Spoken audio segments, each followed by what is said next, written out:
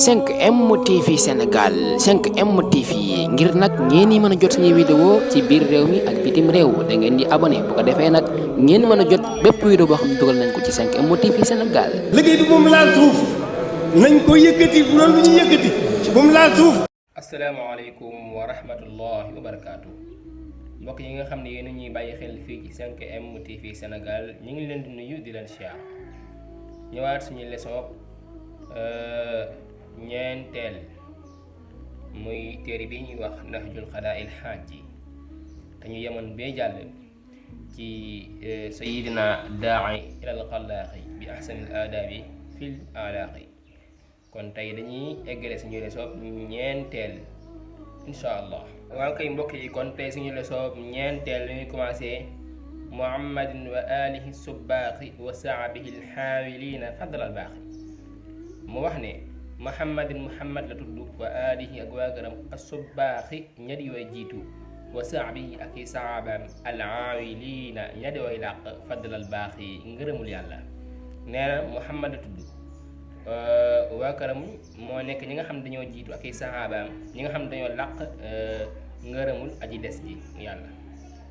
kon ñoom fa asbatu dañoo saxaloo woon an nusxa tudd ga bila siqaaxi ci lu dul ak ŋaayoo ndax lan is ngir malaku dañoo moom an nufuusa bakkan ya bistirqaaqi ci ak jaamloo. nee na kat ñoom ñoo saxaloon tudd lan tudd yàlla gi tudd baatu yàlla ndax ñoom dañoo moom seen bakkan ñoom saxaaba yooyu ak waa garam waa seen bakkan nañ ko not ba moom ko.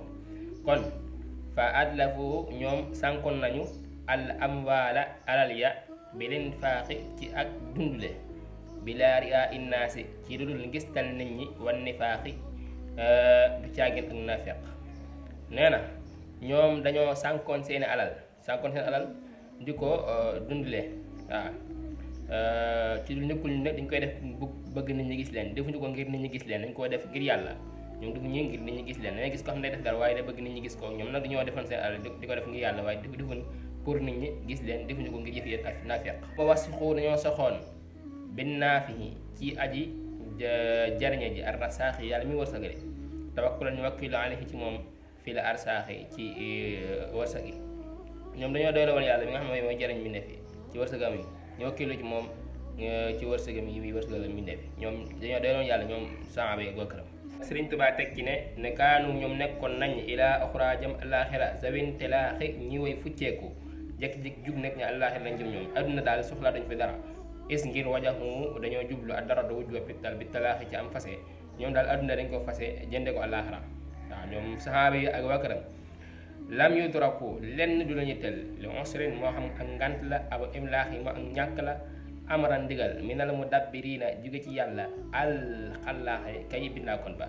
ñoom lenn du lañu tel lu dul ndigal yàlla moo xam lu mën doon bu fekkoon sax yàlla leen digal loo xam nañ ci ñàkk seen alal wala dara ñoom la yàlla digal lañ gën a yittewoo ci loolee. waaw kay mbokk yi kon xam naa leçon fii lay yam insha allah dina jox dig daje beneen insha allah ñu andil leen leçon juróomeel bi.